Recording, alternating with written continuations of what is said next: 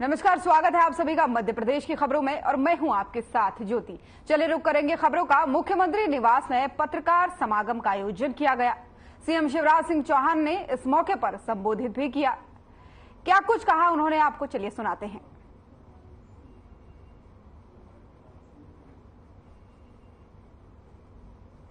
भोपाल से खबर आपको बता रहे हैं, जहां पत्रकार समागम का आयोजन किया गया और इस मौके पर सीएम आवास में ही आयोजन किया गया और इस दौरान सीएम शिवराज सिंह चौहान ने संबोधित भी किया।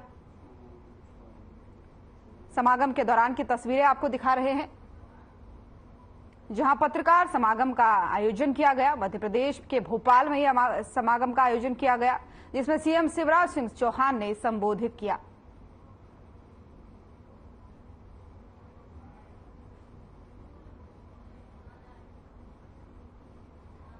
मैंने बुलाया, तुम जबरन तालियां बजवा रहे हो। अपने प्रदेश भर से पधारे हुए पत्रकार मित्रों का इस समागम में मैं हृदय से स्वागत करता हूं। मित्रों, प्रदेश की सरकार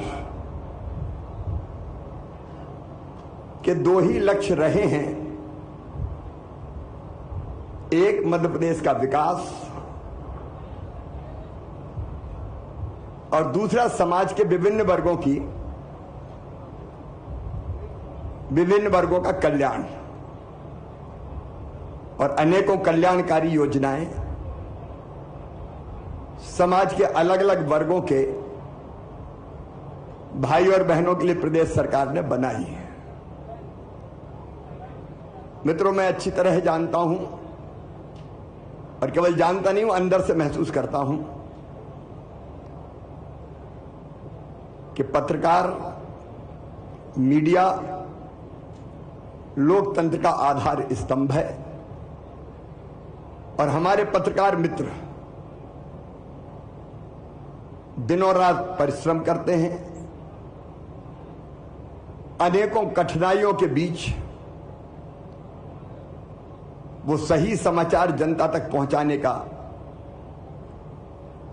भरपूर प्रयत्न करते हैं और आप ही हैं जो सत्ता को भी संभालने का काम करते हैं। इसलिए मेरे मन में पत्रकार हो, मीडिया हो, उनके लिए बहुत आदर का स्थान है। कई दिनों से कई पत्रकार मित्रों से अनौपचारिक चर्चा होती रही है। मैं बाद में आपसे मिलकर चर्चा करूंगा, लेकिन कुछ चीजें जो बहुत जरूरी है मीडिया जगत के लिए, पत्रकार मित्रों के लिए, उस पर आज मैं चर्चा करना चाहता हूं। एक तो मध्य प्रदेश में मालवीय नगर में, भोपाल में हमारा पत्रकार भवन था। वो पत्रकार भवन तोड़ दिया गया था और तब से वो जमीन वैसे ही पड़ी है। मैंने अनौपचारिक चर्चा भी पत्रकार मित्रों से की है। सबके मन में ये क्या है कि वो पत्रकार भवन बने, लेकिन उसको नया स्वरूप देने का संकल्प मन में आया है। हम उसको बनाएंगे भी भवन और स्टेट मीडिया सेंटर का वो स्वरूप ले ले, जहां पत्रकार वार्ता और अन्य गतिविधियों के लिए सुविधाएं वर्तमान परिस्थितियों में जो आवश्यक है, या ये कहूं कि अत्याधुनिक सुविधाएं भी विकसित की जाए, जिससे हमारी पत्रकारिता का काम आसान हो सके। तो पत्रकार भवन तत्काल ही हमने फैसला किया है कि उसके निर्माण का काम भी शुरू करेंगे और स्टेट मीडिया सेंटर का वहां दर्जा देंगे, वहां बैठने की व्यवस्था, चर्चा करने का स्थान, लाइब्रेरी, कैंटीन और क्या क्या आवश्यकताएं हो सकती है, एक सभागार की व्यवस्था भी ठीक से उसको, उन सब सुविधाओं को विकसित करने का काम किया जाएगा। बीमा कंपनी ने इस बार जो प्रीमियम की राशि है वो बढ़ा के 27%, 27% की उसमें बढ़ोतरी की है। अब मैं जानता हूं कि इतनी बढ़ी हुई, इतना बढ़ा हुआ प्रीमियम देना कई मित्रों के लिए कठिनाई पैदा करेगा, इसलिए हमने तय किया है कि प्रीमियम की राशि जो पिछले साल थी उतनी ही ली जाएगी। जो बढ़ा हुआ भार है अतिरिक्त वो राज्य सरकार वहन करने का काम करेगी, ताकि पत्रकार मित्र इसमें कठिनाई का सामना न कर पाए। और 65 साल से अधिक उम्र के हमारे जो सीनियर पत्रकार हैं, 65 वर्ष से अधिक के पत्रकारों और उनके जो पार्टनर हैं, पति या पत्नी, उनका बीमा का पूरा प्रीमियम सरकार के द्वारा ही भरा जाएगा, क्योंकि जिंदगी भर पत्रकारिता के माध्यम से उन्होंने प्रदेश की, देश की, लोकतंत्र की सेवा की है। बीमा के लिए आवेदन करने की अंतिम तिथि भी 16 सितंबर थी, उसको बढ़ा के 25 सितंबर कर रहे हैं, ताकि कोई कठिनाई ना हो, पर्याप्त समय रहे बीमा करवाने में। कई बार बीमारियों के कारण पत्रकार स्वयं को, भगवान ना करे वैसी स्थिति कभी आए, लेकिन हम जानते हैं कि ये संसार चक्र है। कई बार ऐसी कठिनाइयां आती है हमारे जीवन में, तो पत्रकारों को स्वयं और उनके आश्रितों के उपचार के लिए सामान्य बीमारियों में अभी तक आर्थिक सहायता का प्रावधान 20,000 था, उसको बढ़ा के हम लोग, क्योंकि आवश्यकता बढ़ गई है, इलाज में भी कई बार ज्यादा पैसे खर्च करने पड़ते हैं, तो 20,000 से बढ़ा के उसको 40,000 रुपये हम कर रहे हैं। और गंभीर बीमारियों के लिए 50,000 से बढ़ा के इसको सीधे 1 लाख रुपया किया जाएगा। लेकिन और भी कोई जरूरत होगी तो सरकार ध्यान रखेगी। हमारे वरिष्ठ और बुजुर्ग पत्रकारों को प्रतिमाह सम्मान निधि अब तक 10,000 दी जाती थी, उसको भी बढ़ा के 20,000 रुपया किया जा रहा है, ताकि जो वरिष्ठ पत्रकार हैं उनको तकलीफ ना हो। सम्मान निधि प्राप्त करने वाले भगवान ना करे, लेकिन हम जानते हैं कि ऐसा होता ही है कि पत्रकार की का अगर स्वर्गवास हो जाए तो उनके परिवार को, उनकी पत्नी को 8 लाख रुपए की सहायता की राशि एक मुश्त देने का प्रावधान कर रहे हैं। मुझे लगा पेंशन के बजाय अगर एक मुश्त राशि आएगी तो उससे बाद का जीवन आसान करने में सहायता मिलेगी। अधिमान्यता प्राप्त पत्रकारों को आवास ऋण ब्याज अनुदान योजना के अंतर्गत अधिकतम ऋण की सीमा भी 25 लाख से बढ़ा के 30 लाख रुपए की जाएगी, ताकि ठीक मकान बन सके। और किसी भी अधिमान्य पत्रकार भाई और बहन के बेटा हो या बेटी हो, उनकी शिक्षा के लिए बैंक से लोन अगर लिया जाता है तो उसके ब्याज पर भी 5% ब्याज अनुदान 5 साल तक राज्य सरकार के द्वारा वहन किया जाएगा, ताकि बच्चों की पढ़ाई की तरफ हम लोग ध्यान दे सकें। छोटे शहरों और कस्बों के पत्रकार साथियों को आवश्यकता के अनुसार, क्योंकि आजकल डिजिटल युग है, इसलिए भोपाल में डिजिटल तकनीकी का प्रशिक्षण दिलाया जाएगा। और इसमें माखनलाल चतुर्वेदी राष्ट्रीय पत्रकारिता और संचार विश्वविद्यालय का भी सहयोग लिया जाएगा। और इसकी संपूर्ण व्यवस्था जनसंपर्क विभाग ही करेगा। एक बात और मेरे मन में है, पिछले दिनों भोपाल में हमने 2 पत्रकार कॉलोनी बनाई, उनके लिए जमीन आवंटित की थी। मैं जहां जाता हूं जिला स्थानों पर भी और स्थानों पर भी पत्रकार मित्र मिलते हैं और वो ये कहते हैं कि एक पत्रकारों के लिए कहीं जमीन का आवंटन हो जाए या कोई कॉलोनी की व्यवस्था हो जाए।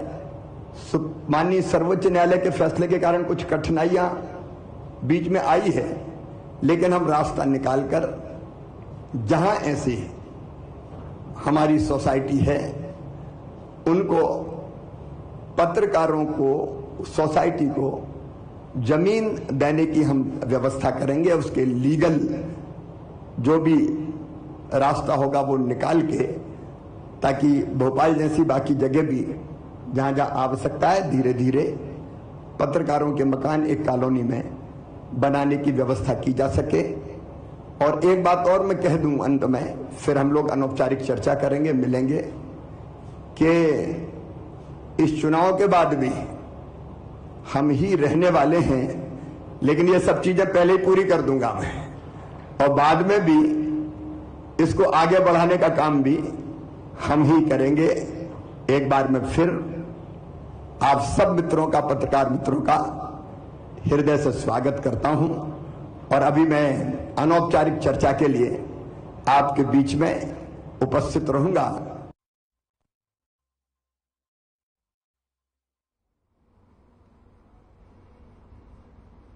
चलिए खबरों में आगे बढ़ेंगे और अब खबर है भिंड से। भिंड में आगामी विधानसभा चुनाव को लेकर पुलिस पूरी तरह से सतर्क नजर आ रही है।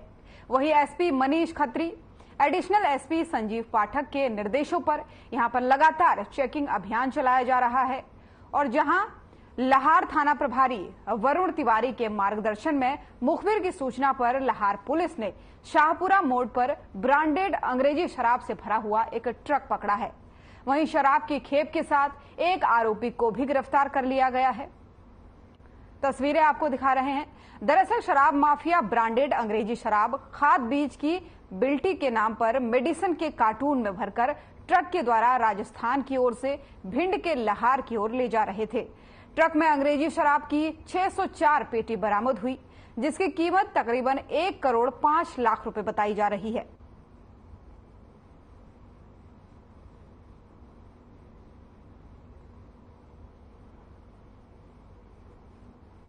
मुखबिर सूचना के आधार पर ग्राम शाहपुरा रोड जो चेकिंग पॉइंट है वहां पर एक गुजरात पासिंग ट्रक को पकड़ा गया है, जिससे करीब 1 करोड़ रुपए कीमती अंग्रेजी शराब जो ब्रांडेड कंपनी की है उसको जब्त किया गया है और ट्रक को जब्त किया गया है। एक आरोपी पकड़ा गया है। उक्त शराब में वाहन की कीमत 1 करोड़ 25 लाख रुपए है। उक्त मुखबिर सूचना के सटीक सूचना के आधार पर आरोपी को पकड़ा गया है। अभी माननीय न्यायालय प्रस्तुत कर रिमांड लेकर पूछताछ की जा रही है।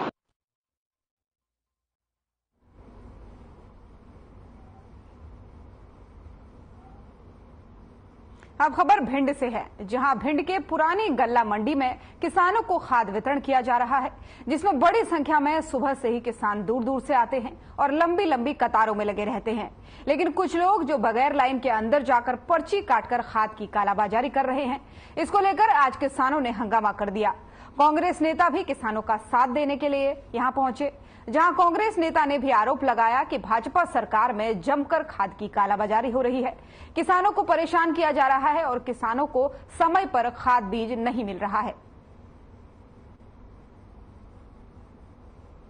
भिंड से आपको खबर बता रहे हैं, जहां सरकार पर खाद की कालाबाजारी का आरोप लग रहा है और खाद की कालाबाजारी से कई सारे किसान इस दौरान परेशान दिखे, लाइन में लगे दिखे और इस दौरान किसानों ने हंगामा कर दिया।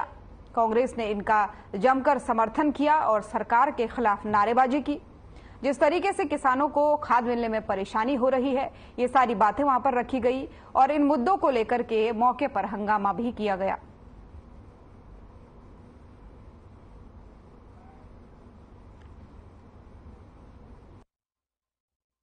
शर्मा कहाँ के रहने वाले हो? थाना जलावेंड। क्या दिक्कत आ रही है? ये खाद लेने में बहुत ज्यादा समस्या है, किसी भी किसान को खाद नहीं मिल पा रहा। लाइन कब से लगाए? लाइन सुबह 3 बजे से लाइन लगी है। अभी किसी को नहीं मिल रहा है? नहीं मिल पा रहा। क्या बोलो? जो उनके आदमी उनको तो मिल जाता है, बीपीए कार्यकर्ताओं को, जो अन्य पार्टी के लोग हैं, किसान हैं, उनको खास नहीं मिल पा रहा। पिछले कई दिनों से हम देख रहे हैं किसान सुबह 4 बजे से यहाँ लाइन लगा 4 बजे से लाइन लग जाती है। पर्ची का सिस्टम ये है कि 2-2 घंटे में 2-2 लोगों को किसानों को निपटाया जाए। प्रशासन को ये चाहिए, किसानों को आजकल क्रूशियल पीरियड चल रहा है, तो उनको ये चाहिए कि यह 4 काउंटर खोले, 4 काउंटर खोल के तत्काल निपटाए, अपन लोग ये काम करें। तो सवेरे से मैं देख रहा हूँ, पिछले 1 घंटे 1.5 घंटे से तो वहीं खड़ा हूँ। वकील साहब खड़े 2-2.5 घंटे से कि अभी मुश्किल से 5-7 किसानों को पर्चियाँ दी गई, किसी को वापिस कर देते हैं कि तुम अभी पहले ले गए।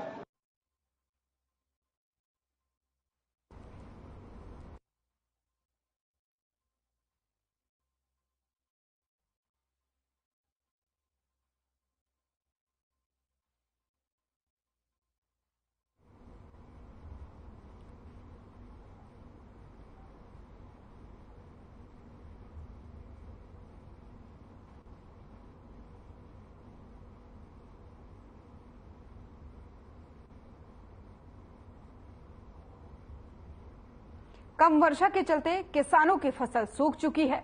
अब जिसके चलते किसानों को फसलों का नुकसान हो रहा है।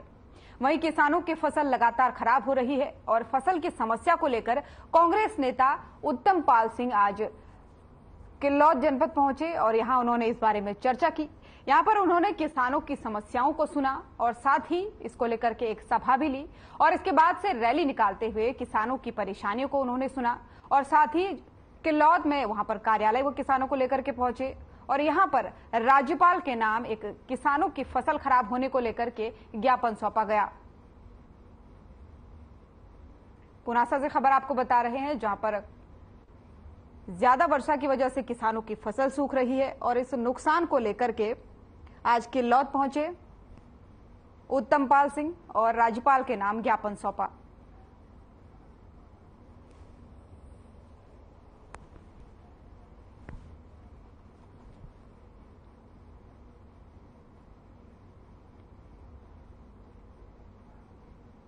चलिए खबरों में आगे बढ़ेंगे। अगली खबर भिंड से है, जहां कांग्रेस के पूर्व राष्ट्रीय अध्यक्ष राहुल गांधी की ओर से भारत जोड़ो यात्रा निकाली गई, जिसकी सफलता में 1 साल पूरा होने पर भिंड में जिला कांग्रेस कमेटी की ओर से पद यात्रा निकाली गई और इस दौरान आम सभा भी रखी गई। वहीं इस पद यात्रा में कांग्रेस के सभी वरिष्ठ नेता मौजूद रहे, कई कार्यकर्ता भी इस दौरान मौजूद रहे और कांग्रेस में अंतर्कलह भी इस दौरान दिखाई दी। जानकारी के मुताबिक कांग्रेस नेता अलग अलग दिखाई दिए। इस दौरान जो सभा हो रही थी उसमें कांग्रेस नेता अलग अलग दिखाई दिए गए, जबकि पदयात्रा निकाली जा रही थी तब कांग्रेस पार्टी के जिला अध्यक्ष मानसिंह कुशवाहा कुछ कार्यकर्ताओं के साथ पदयात्रा में अलग दिखाई दिए। इसको लेकर के कयास लगाए जा रहे हैं कि कांग्रेस में अंतर्कलह है। वहीं समापन स्थान पर मंच से भी ये नेता नदारद दिखे। जब इस पर पत्रकारों ने प्रदेश उपाध्यक्ष खिजार कुरैशी से सवाल किए तो वो इस मामले को लेकर के भड़क गए और उन्होंने इस सवाल का जवाब देते हुए पत्रकारों पर उल्टा सीधे आरोप लगा दिए। साथ ही आपको बता दें कि जिसको लेकर के पत्रकारों में कांग्रेस नेता कुरैशी के खिलाफ रोष दिखाई दे रहा है।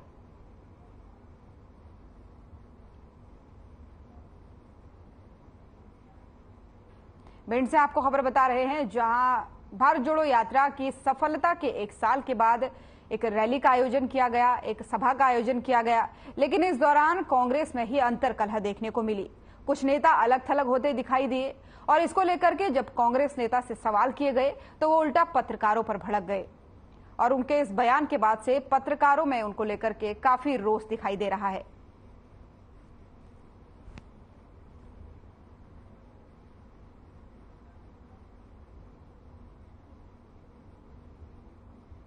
असल में आज हमारे राहुल गांधी जी ने भारत जोड़ो यात्रा निकाली थी, उसकी आज पहली बरसी है, तो उसी की खुशी में उपलक्ष्य में हम लोगों ने आज एक रैली का आयोजन किया है, जो जिसका भारत जोड़ो यात्रा नाम है। और ये रैली हम लोगों ने इंदिरा गांधी चौक से शुरू कर और भीमनगर में अम्बेडकर जी की मूर्ति पर समापन करेंगे और कांग्रेस की बड़ी रैली है और बरसी है भारत जोड़ो यात्रा की, इसलिए ये रैली।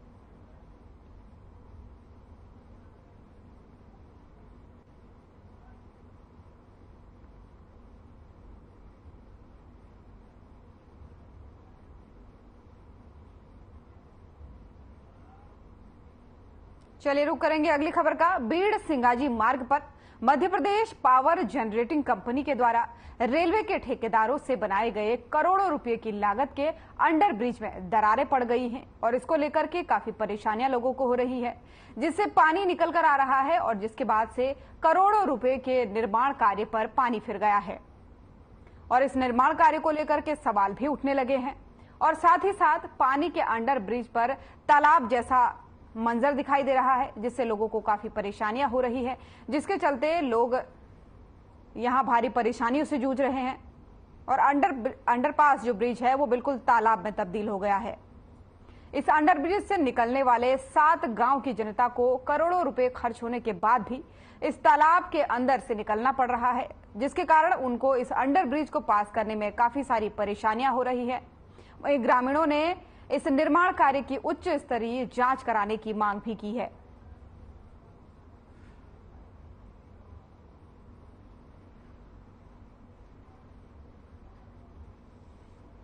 सिंगाजी जाने का प्रमुख मार्ग होने के कारण यहाँ का आवागमन बहुत होता है और आवागमन होने के कारण यह जो ब्रिज बनाया गया है इसे अंडर ब्रिज बना दिया गया है, जबकि होना यह था कि इसे ऊपर वाला ब्रिज बनाना था, इसे अंडर ब्रिज बना दिया है। खर्चा उतना ही हुआ है, लेकिन यह ब्रिज अब देखो क्या हाल है, जगह जगह से पानी निकल रहा है, लोगों को बहुत परेशानी जा रही है, लोग सब तकलीफ में हैं।